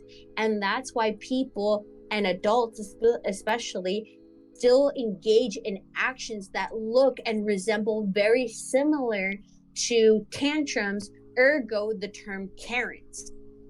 Gotcha. Yes, that's coming from privilege. We understand that for many folks. And that can also be a resemble of trauma. Good to know. Yeah. So Secret Deck's got a couple things. So they wanted to tack onto this point here, and then we'll go back to the previous point, and then we got to end stream after that. So it says, before you move on to the comment above, it says, this one is so hard for me. When I was a child, I bit my sister, and my mom's response was to bite me to teach me. All it did was traumatize me. I didn't do it again, not because I learned it was wrong, because it was terrifying to me. Most adults think, bite is a lot different than pinch. Obviously, hurts a lot more, but has the same impact on the child, I assume. So interesting that you gave that example before reading that one, because this is now we can see a real life example of it. So yeah, you get that, but it may not make sense, because again, the brain and how it forms and develops is the prefrontal cortex in this part right here on our foreheads, right above our eyes, and kind of like in that region right here where we put our hand like on our forehead and wrap it around like that area. Like that doesn't start developing until early adolescence, and may I emphasize, doesn't start. So a lot of the pain that children feel, or that like adolescents between 12 to 18 feel, also comes from the development and the changing and the shaping of their brain. That is also a growing pain. And that's why there's a explicit difference in the way people think between a 14-year-old and a 17-year-old. Mm-hmm. When the difference between age is what, 3 years? So it could be that different. This is why also, because again, contrary to the popular belief that the brain stops growing at the age of 25, it never stops. It kind of shifts and adjusts, but it does a lot of the majority of its growth by mid-20s. Is that this is why there's a very big difference in cognition between somebody that's 21 to 25-year-old and someone that's different from 25 to 30 years old. Right. Yeah. Okay. And then the last point we're going to go over real quick, and then we got to scoot. So Secret Ducky says, to the previous point as well, many people these days assume that they 100% of the time have to have their needs met instantly and expect their partner to provide all of that to them, but do not feel they need to provide that themselves because likely that will impede on their needs. Relationships are difficult, hard work, and compromise. Sometimes you give a little more, sometimes you take a little more. It is impossible to be everything for someone 100% of the time. Agreed. 100% agreed upon. The thing is, like, this belief that relationships are 50-50 is just unachievable. Like, because again, the way the fluidity of life is that you may be giving a lot more at one point in a relationship, and you may not need as much energy to put into the relationship. It can be big and exciting and so forth. It could just be you two chilling and watching Netflix and so forth. But that doesn't mean this person doesn't have as much love for the other person just because it's not meeting the high of something being big and exciting and new all the time. Because that can be very addicting. The addiction of the romantic phase of, or the honeymoon phase of relationships can be very addicting for folks. And they believe if that feeling doesn't carry on through the rest of their lives, that means that they have failed or that they risk they're going to get hurt and abandoned, right? But the thing is that this is my last challenge I'd like to give to the idea of 50-50 relationships. And I learned this from a spirituality class in college because I went to a private school. Not for any other purpose other than, like, they accepted me. The point is this. The concept of 50-50 is detrimental because it's just not achievable. So another way of looking at it is that if you're in a relationship, and let's just say to make this easier, because again, I do respect and identify polyamorous relationships. Let's just say to make it easier for this example, we're going to talk about a monogamous relationship. So it's two individuals, right? In this relationship dynamic, it's not a matter of loss of self and needs when you are when you're sacrificing parts of self to give to somebody else. I like to see it as that, let's just say you have one hand out and the other hand out, right? And in the ways that one individual can show up and meet you for your one need or this need or A and C need, the other individual can show up and return with meeting B and D need, right? Right. So when you sacrifice parts of self, the other person is actually trying to fulfill in the places that you feel lacking of, and then they can reciprocate by fulfilling in the places that you're missing out on. Right. So what you're actually feeling is wholeness. What you could achieve in a relationship is actual wholeness, because even single or alone or by self, you may feel and experience deficiencies of self. And yes, again, in a society where it's like, oh, you got to have all yourself put together, don't have baggage going into relationships, is utter bullshit. It's absolute bullshit, because everyone has baggage on going on the journey and on the plane of life. Okay, Everyone's got some luggage. Everyone has some luggage. We all bought a carry-on. Okay, so at minimum, right? Yeah, at minimum. So it's like, but what we look at is, instead of saying and challenge the terminology of I am sacrificing parts of myself, and I'm losing parts of myself, is saying I am fulfilling parts of you that need fulfillment, and you fulfill parts of me that need fulfillment, and together we feel or like we become whole together. And Right. that's my belief. Gotcha. Mm-hmm. Good evening, Wolf Creek Observatory. Unfortunately, that's all the time we have today. Sorry, Wolf Creek, but you caught us right at the end here. Yeah, I think that pretty much covers like all the stuff we wanted to talk about today. I mean, I still had other notes, but they're different topics, so I'll save that for another time. Sorry, I'm just kind of like trying to wrap my head around all that stuff, so it's all kind of compress. Let's see. Secret Decky says, thanks for the stream. I'm glad we popped in and found you from the mental health towards the end here. And I love goofy, inappropriate humor, so I'm sure I'll enjoy other streams also. Oh, yeah, it's definitely inappropriate over here. Thank you guys very much for stopping by. Nice meeting all of you. Thanks for the follows and everything. Thank you, Combo. I didn't know you were still here, but thanks for sticking in through the whole thing. Much appreciated. Thanks for the follow, Secret Ducky. So yeah, for those that are just popping in or came in late, just a FYI, we do this Therapy Thursday thing every Thursday, 6:30 p.m. Pacific time. We usually do it for from 6:30 to 8:30, so we went a little bit over today. Yeah. So it's just our thing. So if you have any questions, you can write them down and bring them in next time, which is the preferred way of doing it. Or there is a Discord that's below the stream. You can go ahead and join that, and I put a little like subject room in there. You can throw your questions in there, and I'll just be sure to check it and try to go over it. And if you miss it, you can always check out the recordings, because I'll upload this to YouTube. There's a link below the stream for that also. You can also see it in the bottom right hand corner of your screen down there.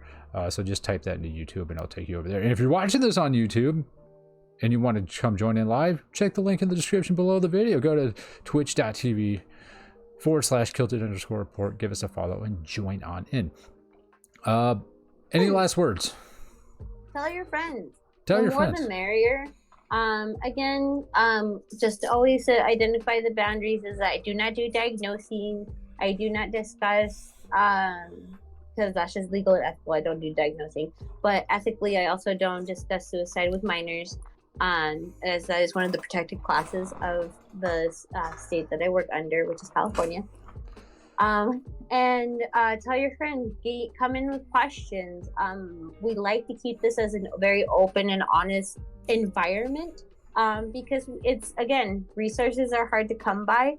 And I like to go ahead and hold this space to talk with Kilted, to where we kind of can just make mistakes and share misinformation and like challenge one another. I love being wrong. I love hearing new challenges. If you have books that you recommend or backgrounds you want to understand more of, feel free to bring it in. Even if I don't know it, I'll be sure to do my research or connect with my fellow therapists, and I'll come back the following Thursday with updates as quickly as I can. Alrighty, sounds good. So again, thank you everybody for hanging out. As far as my stream schedule goes, with the school happening, I don't know if I'll be able to stream anything this weekend. I might do some Isaac in the mornings if I can. But the next guaranteed stream will be our standard Tuesday stream, which is Two Wheel Tuesday. If you're unaware of that, that's just a day where I get on the bicycle at 6 p.m. Pacific time and we play a game called Zwift. So we usually do about an hour to hour and a half of pedaling our little tuchuses off, because, you know, as a gamer, you know, I can't just be sitting on my ass all day, just sitting here doing nothing. You gotta get that blood pumping, and it's good for your mental health too. Get some exercise, drink some water. You know, it really releases the endorphins, and, you know, exercise has been proven time and time again to increase your mental mood. So why not do it, right? Pump up the jam. Pump up the jam. Then put that jam on bread. Make sure it's wheat bread because white bread's bad. All foods are good foods.